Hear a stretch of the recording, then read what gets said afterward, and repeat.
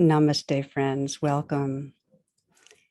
I was reflecting last week on what we might explore together, and I'm just so aware that the pace of change in our world, with it, there's just difficult to keep up with it all. There's so much of a grip of crisis and trauma, and many are horrified by the violence in this world, the suffering, and how it's playing out just energetically in our own lives, feeling the grief, the fears, the uncertainty in our nervous systems.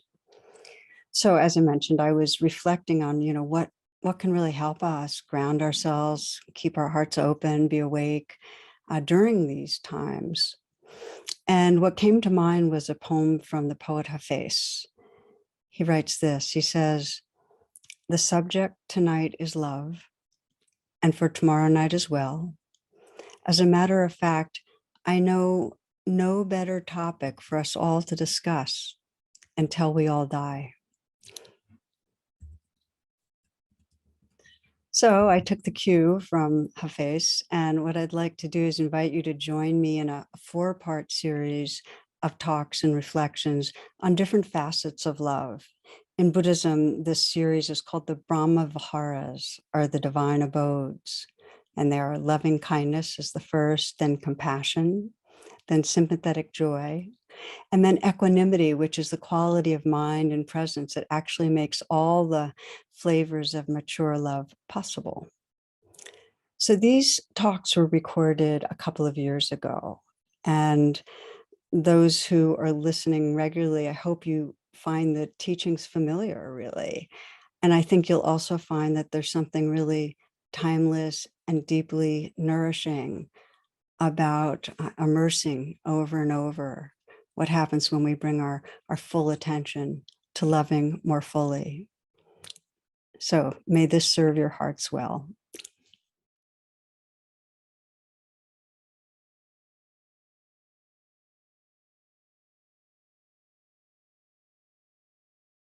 Namaste and welcome.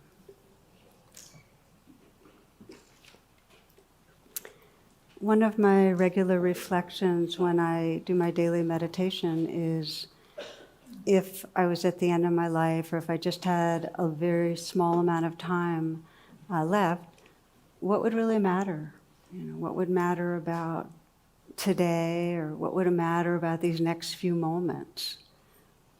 And always, in some way, what comes up is that this heart be awake and be loving.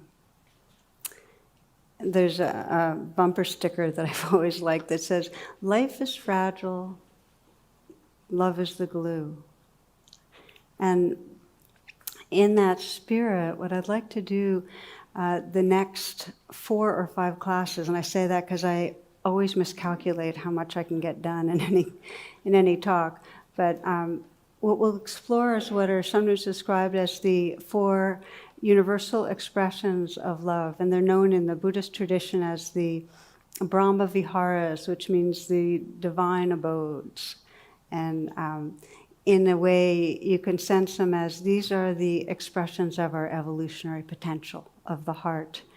And in the Chinese script, the word mindfulness, the character for it is present heart. And what I love about that, and my problem with the word mindfulness sometimes in the West, is that it doesn't always include the quality of the awake heart. But you really can't separate the realizations that the mind has that everything's interconnected, and the heart's experience of warmth and openness and tenderness that correlates with that realization. You can't separate them. And it's often described metaphorically as this bird with 2 wings, and it's the wing of mindfulness and the wing of heartfulness. And to fly, we have to have both. So the Brahma Viharas, these expressions of love, start with loving kindness, and that's what we'll explore in this class. And loving kindness is that friendliness or that open-heartedness that comes when we are in touch with the goodness of life, when we're appreciating the beauty and the mystery and the dearness of life. And the second of the Brahma Viharas is compassion. And compassion is that heart quality that arises when we're honestly willing to contact the suffering that's here. It's a real tenderness and resonance with suffering. The third is joy, sometimes called sympathetic joy. And that's that openness of heart that is so open that all the joys and sorrows can flow through us. And there's a profound celebration of just the nature of aliveness itself. And then the fourth is equanimity, which actually has to be there for all of them, because if there's not a very deep sense of wisdom and balance in the midst, our love is actually attachment, and our compassion can go to pity, and it gets off balance. So we'll explore these innate capacities, and with each of them, we'll explore the practices that allow us to cultivate them because they're intrinsic, and part of what's happening in our evolution is that we are now at the point that we can intentionally cultivate and facilitate our evolution. Does that make sense? I'm seeing enough nods that I feel like I'm not alone up here. Okay. So in human development, the most recently evolved part of our brain, where there's that whole neural net that allows for the mirror neurons to sense, I can kind of pick up what's going on for you and your intention, and we can attune to each other and have empathy and compassion. That's what enabled humans to collaborate and become so successful, for better and for worse. That collaboration. And so when we explore this innate capacity of the present heart, we're going to explore how to cultivate it. And I like the language that Rick Hansen uses. He calls it positive neuroplasticity. And the reason I like it is because as soon as we really get neuroplasticity, that this brain, whatever we practice grows stronger. If we practice having judgmental thoughts and worry thoughts, we get more judgmental and worried. But if we start practicing appreciating, and we start practicing that interest in what's going on for you, then we start actually activating the pathways in the brain that have to do with empathy and love. So whatever we practice grows stronger, and we can, no matter how deep the grooves are, we can develop new pathways in the body, heart, mind. And we can develop positive ones. So a guiding image that I'd like to use through these classes comes from a true story that took place in northern Thailand, the ancient capital, Sukhothai. And some of you might remember this, that there's in this great hall an enormous clay Buddha and plaster and clay, and it had survived, through the centuries, all sorts of wars and disputes and so on, invading armies, storms, changes of government, and so on. And people really revered it. And it wasn't beautiful, but it was just familiar and an intimate kind of a statue for them. But in recent years, and this took place some decades ago now, there was a dry season. And so there started to be these cracks that came in the Buddha. And one evening, the abbot of the monastery got interested in understanding, what might be inside, looking at the infrastructure of the statue. So he beamed a little pen flashlight through one of the cracks. And what shined back was the gleam of gold. So looked into another crack and the same thing. So he started undoing, they started breaking the clay and the plaster. And what they discovered was that it was a solid gold statue of the Buddha. And really the largest solid gold statue of the Buddha in Southeast Asia. And the monks believe that this work of art had been covered over so it could survive these difficult years of invasions and so on, much in the same way that we cover our own innate goodness and purity to survive difficult times, a difficult society, difficult parenting, just the difficulties of human culture. And the suffering in this is very specific. It's not that we have covering. I mean, having an ego is just part of being human. It's that we forget who we are and get identified with the covering. So we become the striving self or the ambitious self or the defended self or the addicted self or whatever it is. And we forget who's looking through the mask. You know, we forget who's really listening right now, that consciousness, that heart. So the way I think about it is that these practices remind us of the gold. They remind us of the consciousness that's here so that there's space for the conditioning to play itself out but not really run our lives. So the first step on this path of cultivating and awakening, and as we'll explore tonight, lovingkindness, is to begin to recognize the habit patterns that obscure the gold. And so that will be what I'll be asking you all to reflect on is, all right, well, what are the habits in my life? Because we all have them. And everyone I know wants to love more fully, learn to love without holding back, have that freedom. And we have habits that still play. And as long as they're playing, it means that we haven't shined the light of awareness on them sufficiently for them to dissolve. I often go to the line from Rumi that says your task is not to seek for love, but really to seek and find all the barriers within yourself you've built against it. Okay? So that's what we're going to look at. And in a simplistic way, we can sense the heart, the open heart and the closed heart. I think of it that, you know, when we're not contracted by stress and reactivity. When we're in stress and reactivity, we're all identified with the covering and the heart's very, very tight. And when the heart's open in a very natural way, it's unblocked. There's an unimpeded flow of blood and electrical currents and the more subtle energies of chi and prana, as you might describe it. When the heart's open, you can describe it less as a thing and more as a conduit, a space for energy to flow through. There's a space of aliveness and a felt sense of love. So I use the word heart space as much as I use the word heart. Does that make sense for an open heart? It's more like a heart space.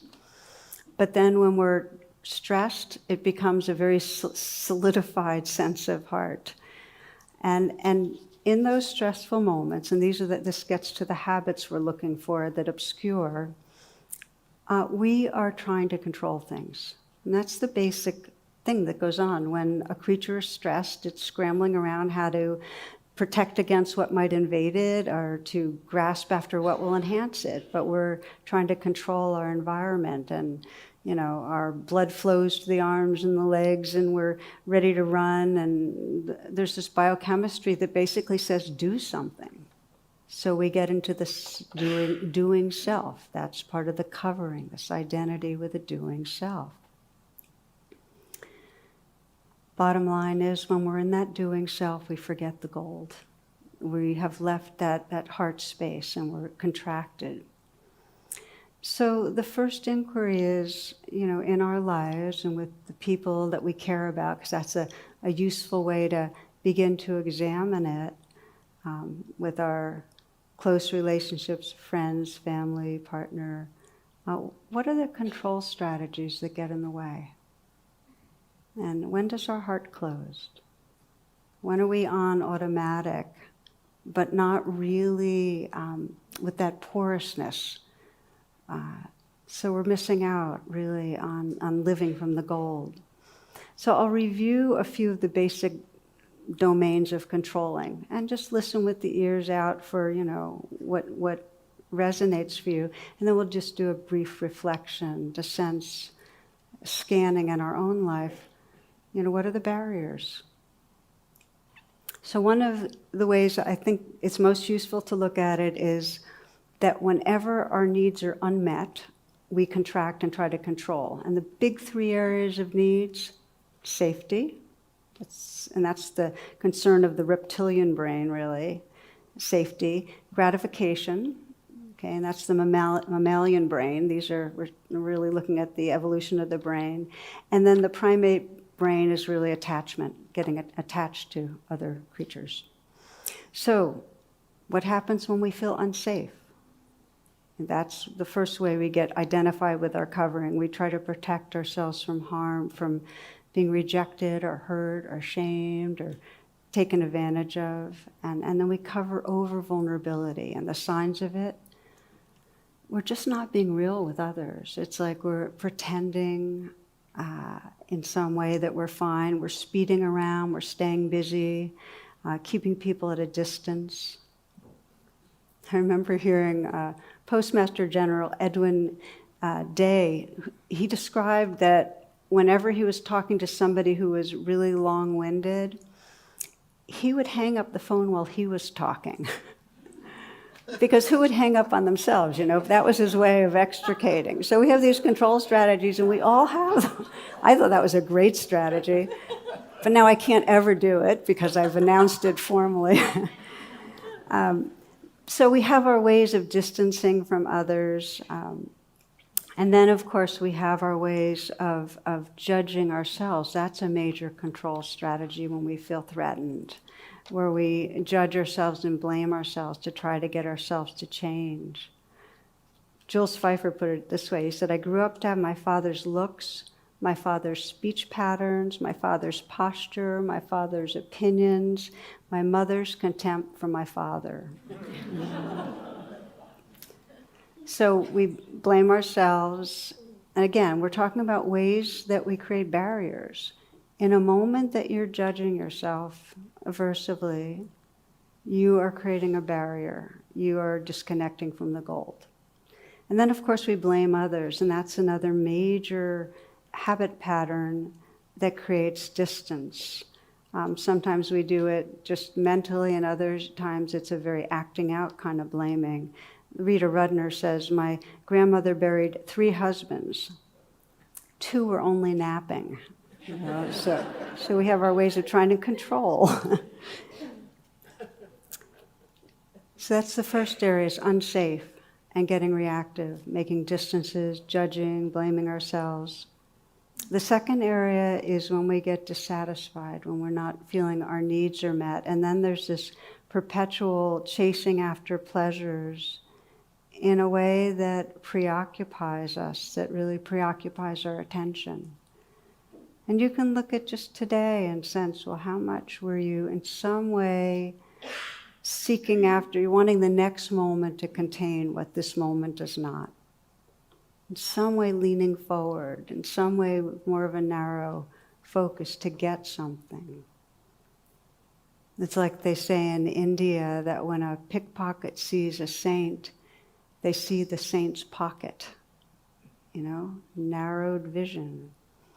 So we get fixated on whether it's food or getting fixated online, or sex, drugs, decorating, shopping, whatever it is. The unmet need for gratification narrows us, and it stops us from being available to really connect. The poet Ryokan says, if you want to find the meaning, stop chasing after so many things. This is just one level inquiry. How much are you chasing after things? Okay? Now the third area, and I'm doing these really quickly because I want to actually get into practicing with you, is when we don't feel, when there's been not good attachment with others, when there's a feeling of disconnection. And then our energies that keep us from the gold all have to do with trying to get attachment to work out fine. And the near enemy of loving kindness is attachment, because it masquerades as love, but it's not. So what are they? How do we do it? And we do it seeking approval is the big one. It's very interesting if you consider any interaction you had today and just ask yourself, how much was in some way the way you were being with that person driven by wanting to get a certain reaction or response that was favorable in a certain way?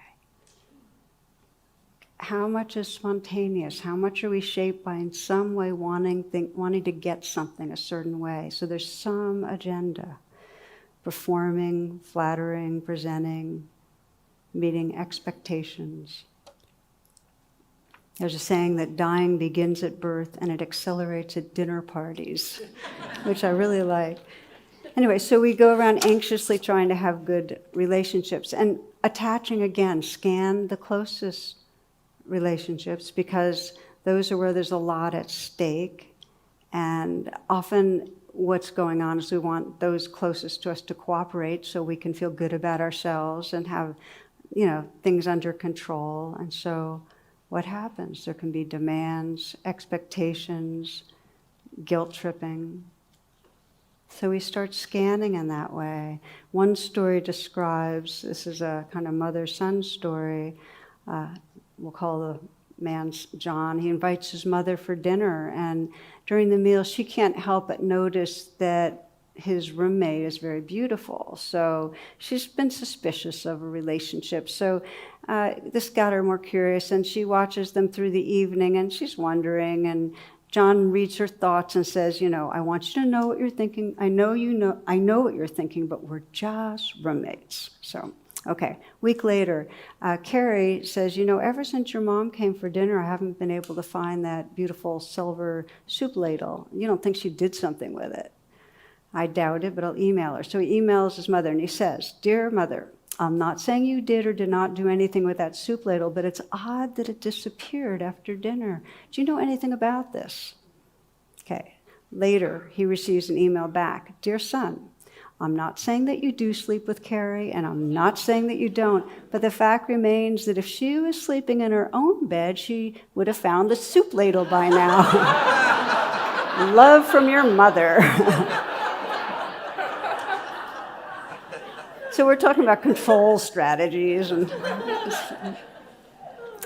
so I thought I'd share that with you, but then I'd also share, I was, of course, since I'm asking you to do it, reviewing my life a bit and thinking with my son, and because, parenting is like right in your face, all the different strategies, and we just love these beings, and yet the love gets kind of blocked up sometimes with the ways that we get habituated as parents. So I know that for myself, when my son was, on the younger end, I was writing a book and I was really, really busy.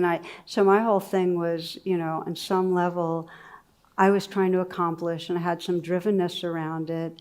And then always feeling guilty for not being, engaged enough and doing special things enough with him and so on. And then as he got a little bit older, then it shifted more to trying to control, because he was doing too many video games and partying too much. And, I had fears about, I was attached, and I was afraid that things weren't going to work out, and feeling like I'd be a failure and he'd be a failure. I think many of you know that story. So I got controlling, and it was like we could rarely have a conversation where I didn't have some agenda of trying to get him to do something differently. Well, as I became more and more aware of it, I realized, especially as I started thinking, wow, he's going to graduate in a year and a half and be gone. This is the way I'm spending my life with him. These were the barriers, as Rumi said, that I needed to shine a light on. This controlling.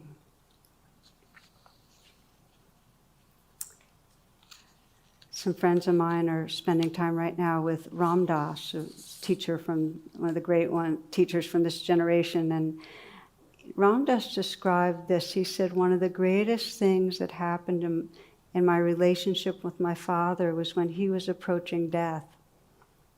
I finally allowed him to be who he was instead of trying to make him into who I thought he should be. And he stopped trying to make me into who he thought I should be, and we became friends.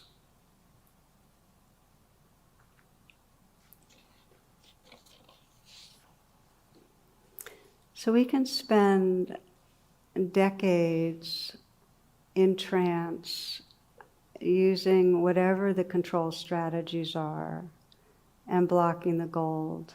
One woman was describing time with her father when he was dying, and he had been a kind of larger than life figure, and he had been one of these guys that his way of seeking gratification was to achieve and get a lot of recognition, and it had blocked being close with his family.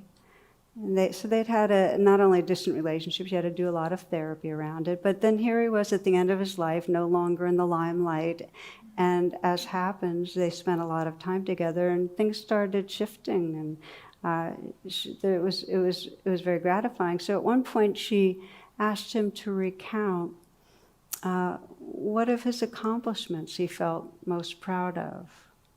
And she was thinking one particular building that he had designed or whatever it was. And there's a long pause, and he had tears in his eyes when he looked at her and he said, "Why, you, of course." And it's probably true through his whole life that he loved her, but there was a block in him being able to remember and express and live true to that. So that's the inquiry. What are our control strategies, either out of fear or because we need some more gratification in some way, or the attachment issues, that actually stop us from really letting our love be full and expressed. So here's why I invite you to close your eyes, and I'm just going to ask you to check in a little bit.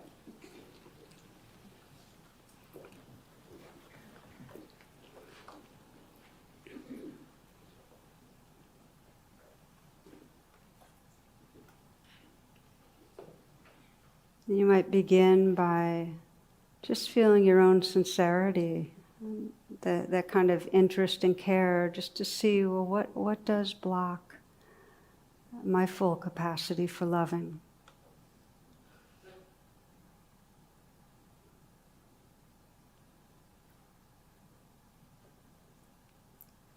And you might imagine that you're at the end of your life, looking back, and just choose one important relationship.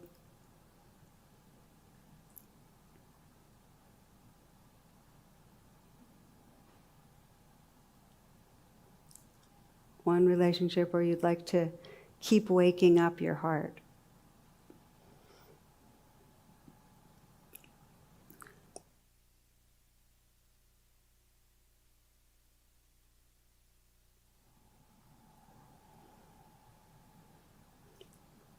And then with some curiosity, just sense, well, what are the habits that might be getting in the way of a full, open, loving? And just begin to witness with a very non-judging attention, because the judgments will actually make it harder to really look. What are the habitual ways of thinking that might get in the way? Are there judgments of yourself or this person?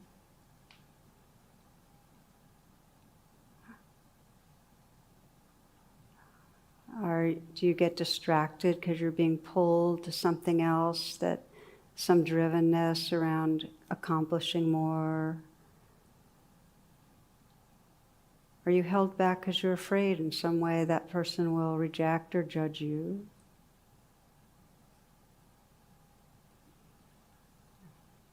Is there some defensiveness, hard to be real because you don't feel that your realness will be accepted?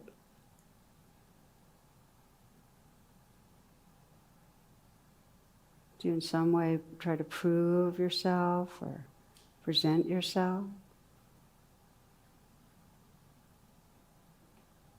Pretend you're okay when you're not?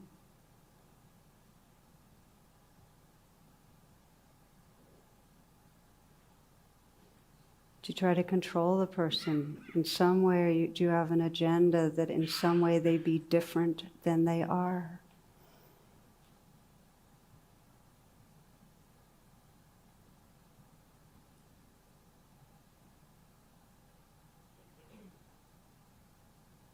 Again, without judgment, just to shine the light of awareness on the different ways we habitually create distance.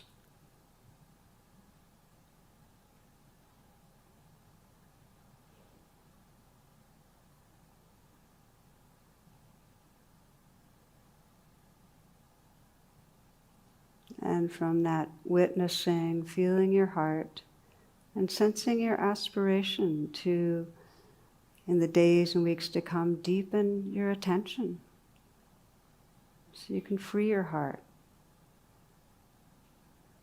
so you can reconnect with the gold of your present heart. And what we'll do for the rest of our time in this class is explore what nurtures that natural loving. You begin to see the barriers. Well, what wakes up the loving? And you can continue with your eyes closed, or if you'd like to open, you can. We're going to look at 3 domains of cultivating our heart, waking up our heart. One is the practice of coming into full presence. The second is seeing goodness, and the third is expressing love, because our habit is not to express very often. So, presence, I think, I don't remember who said it, but attention is the purest form of love. When you are truly paying attention, without the thinking that blocks attention, like a true listening presence, interested presence, that is a very pure expression of love. And so that presence has to start with where we are. In other words, you can't listen to another person. If you've got all sorts of agitation going on in your body, if you're afraid, if you're ashamed, the presence has to start by acknowledging and opening to what's inside you. We always start where we are. And the key is the quality of attention we bring, wherever we start. And one of my favorite templates for the kind of attention is, and this is very much in a lot of classic meditation literature, is like a grandparent. And if you didn't have a good grandparent, trash that one and come up with something else. But if you happen to have had one, great. But it's that kind of the grandparent that is engaged, attuned, yet there's more equanimity. We're having this conversation last night, that parenting, we love our kids, but we're yanked all the hell around. Grandparents, there's a lot more space to just love and include all the different things going on. Not so torqued by kind of personal advantage. So there's a kind of benign quality, and also can be observant and just an unselfish loving. And to get us just in the mood of grandparent, somebody sent me this that I really like. A couple of observations and sharings from grandparents. My young grandson called the other day to wish me happy birthday. He asked me how old I was, and I told him 62. He was quiet for a moment, and then he asked, "Did you start at 1?" Let's see, read just a couple more. A grandmother was telling her little granddaughter what her own childhood was like. "We used to skate outside on a pond. I had a swing made from a tire. It hung from a tree in our front yard. We rode our pony. We picked wild raspberries in the woods." The little girl was wide-eyed, taking this all in. At last she said, "I sure wish I'd gotten to know you sooner." Yeah, I didn't know if my granddaughter had learned her colors yet, so I decided to test her. I'd point out something and ask what color it was. She would tell me, and she always was correct. But it was fun for me, so I continued. At last she headed for the door and said sagely, "Grandma, I think you should try to figure out some of these yourself." There's one more. When my grandson asked me how old I was, I teasingly replied, "I'm not sure." "Look in your underwear, Grandma," he advised. "Mine says I'm 4 to 6.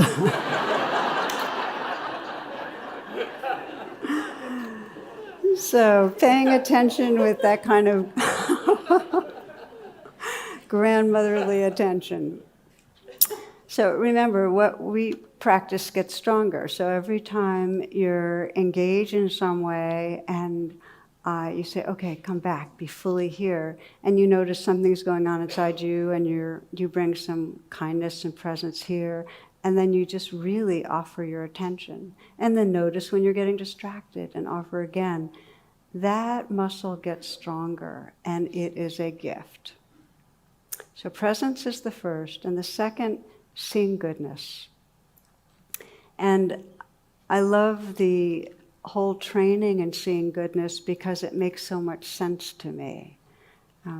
We talk often about the negativity bias where our survival brain just has us looking for what's wrong. And the more we've been wounded or had trauma or whatever, the more deeply habitual we are to protecting ourselves by anticipating trouble. So we are scanning our environment and scanning each other for what is going to go wrong. And we scan ourselves too. Intentionally looking for the goodness helps to undo or rebalance that negativity bias so it doesn't dominate so much. And it takes practice, it takes real intentionality. That you could be in a conversation with somebody, and then when you're done, just take a moment and sense, okay, what's the goodness in that person? What am I picking up right now? There was a story I heard about a doctor described being with an elderly patient, and the patient was in a rush to get done with his appointment. And so the doctor said, well, what are you in such a rush for? And the guy said, well, I have to go to the nursing home where my wife is and have breakfast with my wife. And so the doctor just asked a few more questions. It turns out that his wife had Alzheimer's and that she'd get upset if he was late. And the doctor said, would she get upset if he was late? And his response was no, because she no longer knew who he was and that she hadn't recognized him for 5 years.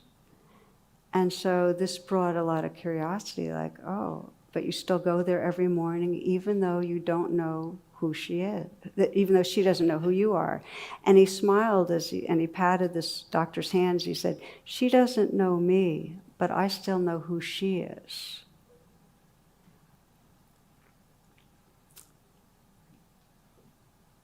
People forget.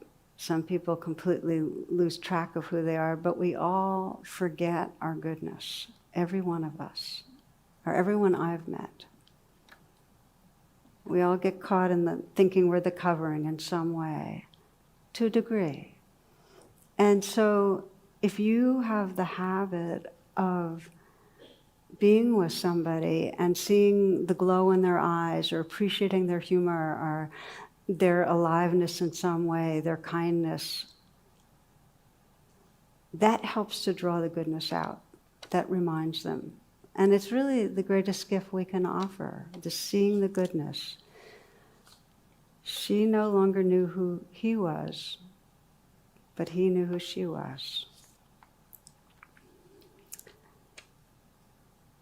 There's a part of the practice that I want to emphasize, and we're going to practice together. We're getting close to closing and just doing a meditation together. And the key, if you want to train to reverse the negativity bias, is scan for goodness in people, but also in everything. Just any moment where there's something to appreciate, that's goodness. It could be the beauty of the silhouette of the tree branches against the sky or the sound of the wind, or you could be watching the glow in a child's eyes. Just appreciate it. But here's the thing. Feel the appreciation in your body, and then for 10, 15, 20, 25 seconds, pause. Because if you just appreciate something, but you don't really pause and take it in, and in a very kind of visceral way marinate in it, it comes and it goes, but it doesn't register in a deep way in your system. Painful experiences go right into our implicit memory. They take root because our survival brain holds on to them. Pleasant ones don't. And this is neuroscience, you have to marinate in them for 15 to 30 seconds for them to go into your implicit memory and be available for recall in any real way. Does that make sense? So it's a real practice. It's a real training. And yet, if you get the knack of when things spontaneously happen and you sense some appreciation going, oh, okay, I'm feeling it. Pause. Let it in, like savor it. You start turning a state into a trait, a state of appreciation into the trait of being a grateful person. And that is a blessing. That is the basic groundwork of loving kindness, appreciating. Okay, so we've talked about presence, just coming right back here with that grandmotherly observing and kindness. We've talked about seeing the goodness. The last piece I want to name is expressing love. And we're shy, and we're scared, and we're preoccupied, and we forget. We just don't say it out loud so often. Mary Oliver writes this. She says, so every day I was surrounded by the beautiful crying forth of the ideas of God, one of which was you. One of which was you. To let people know. Thich Nhat Hanh writes that when you say something like, I love you, with your whole being, not with just your mouth or your intellect, it can transform the world. Because what happens is we can feel love, but when we actually express it, our whole body becomes full with it. It actually activates it, it energizes it. It becomes more full. So the practice is to reflect in your life where you might want to express more and go ahead and do it. Wes Angelozzi says, go and love someone exactly as they are and then watch how quickly they transform into the greatest, truest version of themselves. When one feels seen and appreciated in their own essence, one is instantly empowered. So not just see the goodness, but let people know. So we started with the Golden Buddha and how really this cultivation of loving kindness is a movement from being identified with the covering to really remembering the gold. And we remember the gold by being present, by seeing the goodness, by expressing it. I want to share, this is really a part of what's sometimes described as the bodhisattva path, the path of an awakening being. And it's a training that's really a life training of awakening the heart and living from the gold. And it's considered a kind of path of homecoming because we're not trying to become something other than we are. There's really more of a calling. It's as if the most awake, beautiful heart space that's always been here is calling us, inviting us to inhabit it. You might think of it as your future self is calling you to wake up your love, your evolved self. So a short bodhisattva story is, this was shared by a hospice nurse that I really love this. She described she worked in a county hospital and she was caring for a patient that had been transported from the prison. Back when he came, he had handcuffs on and stuff. He was 44 years old. He was serving this long sentence for robbery and he was dying from complications of AIDS. Now, he didn't want to call his mother because he was so ashamed of his life. But she kind of saw, this hospice worker saw behind his shame and convinced him to go ahead and make contact. So he did. And several days later, his mother's frail woman, over 80, she arrives and she's got, real grief in her face. And she sees her son, who she hasn't spoken to for years, when she comes in the room, and he's handcuffed to the bed. This hospice nurse is afraid that this kind of dignified older woman is going to, in some way, be harsh or some way judge him, but that's not what happens. They have their initial greetings, and they just kind of look at each other, and their eyes lock, kind of taking in all the circumstances and the suffering, and the roles just fell away. Nurse said that Bill's mother gazed at her son like a newborn child, like a saint witnessing a miracle with the vast heart of all mothers. That he and his mother saw behind the mask, they saw each other's goodness, and it was these moments of pure forgiveness, and it's very kind of internal kind of loving. And they just sat together for an hour and a half and held hands. And there wasn't that much that needed to be said. And when she left, he turned to this nurse and said, "Now I can die at peace."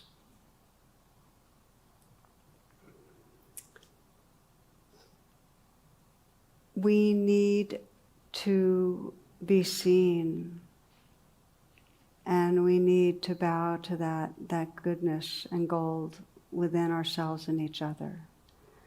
And then there's the space for living and dying. That's the power of metta, of loving kindness. And I didn't say the Pali word at the beginning, but this practice we're exploring is loving kindness, is metta. So we'll do now is just take a few minutes with it, and then we'll close. And feel free to shift your position around so you're comfortable. It'll be a very short meditation.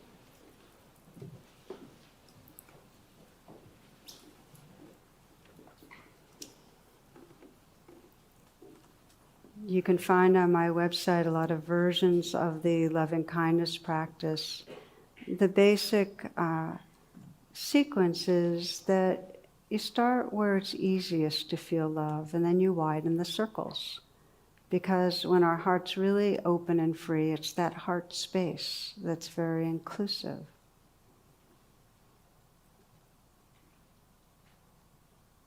So we begin by just bringing a little bit of loving kindness to our bodies.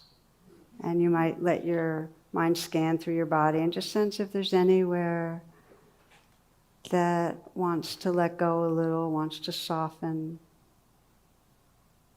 And just feel like you're bringing a gentle presence that can allow that kind of releasing and opening. You might bring a slight smile to the mouth, because it sends a message to your whole nervous system to let go of fight, flight, freeze. Kind of frees you to relax more into wholeness, benevolence, and ease.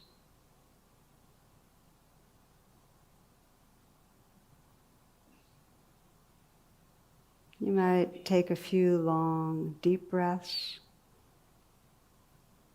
filling the lungs with the in-breath, and with the out-breath, as you release, letting go, softening down the length of your body, relaxing.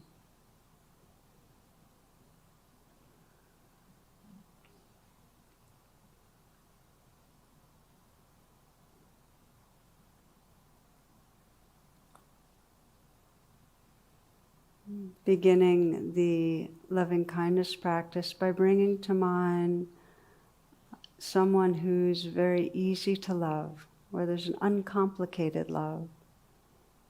It could be a person, it could also be a dog or a cat, or a pet of some sort.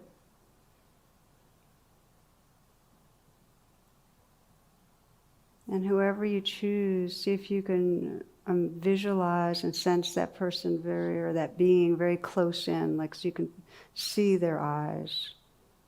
See what those eyes look like and the face looks like when that being's expressing love for you.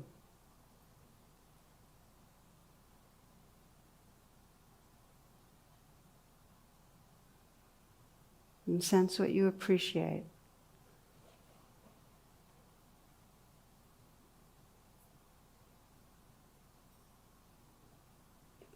You might sense what this being looks like when they're happy, when they're entertained and humored, when they're in a creative mode, playful, and when they feel close to you.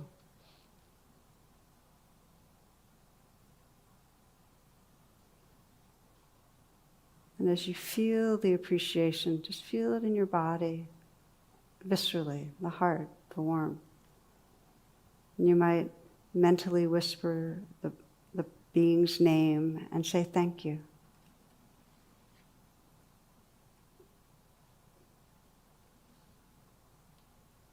And then again, just opening to the feelings in your heart.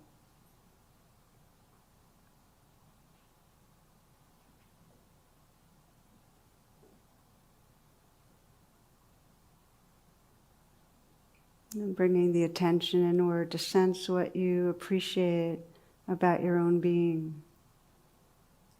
To sense the gold that's here, that which wants to love and be loved.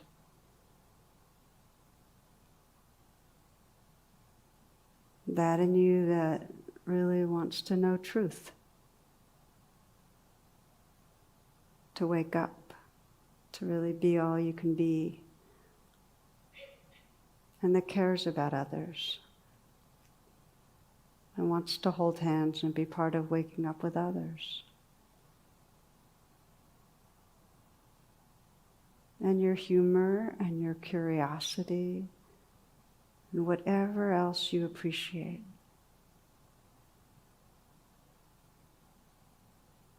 And if it's hard to appreciate yourself, look through the eyes of that benevolent grandmother or somebody who cares and appreciates you.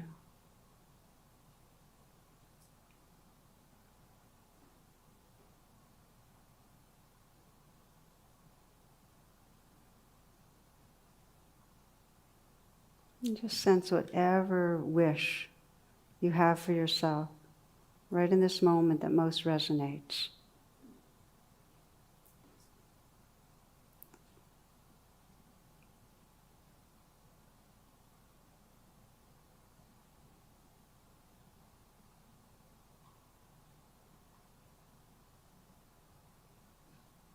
And bring to mind the person you might have been considering earlier, who you'd like to be more awake and loving with. You're reflecting on how you might have some blocks. Just let that person be right here in your presence. Bring a full presence to sense those eyes looking at you. Aware of what you appreciate about them. How does the gold in that being shine through?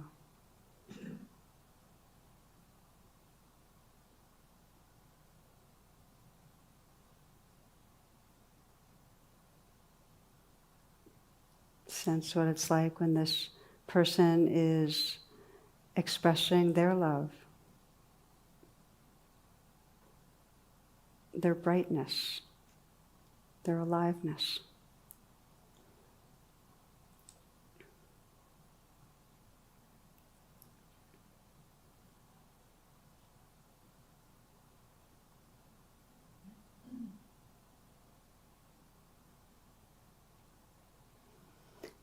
Imagine letting this person know your appreciation, letting them know the goodness that you're experiencing. Imagine that and imagine how that would be for them.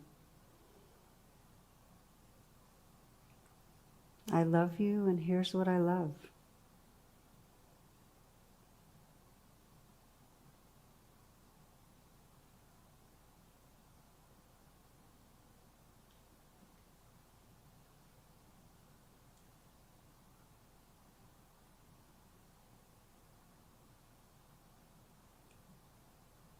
Can you sense how that brings the gold alive? Brings your connection alive? And just feeling this heart space that's right here, right now, as boundless, edgeless, including all that are here, all our friends and colleagues, beings that we know and don't know, all species, the earth, our mother, in our lap, and all beings everywhere in our heart.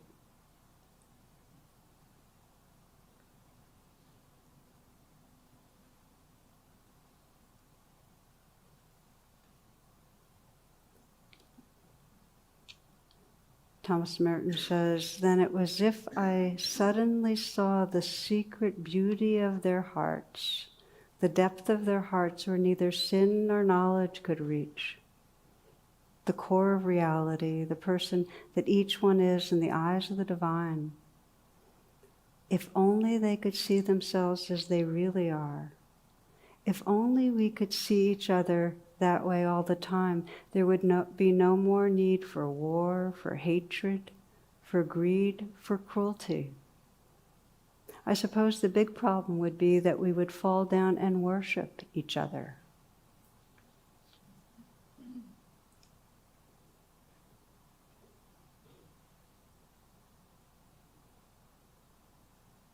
In these last few moments, just sensing the heart space that includes this world and your wish or prayer for beings everywhere.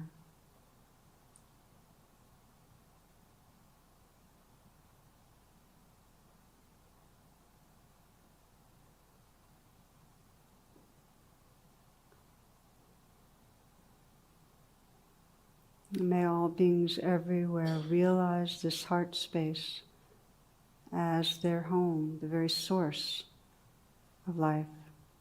May all beings awaken and be free. Namaste and blessings.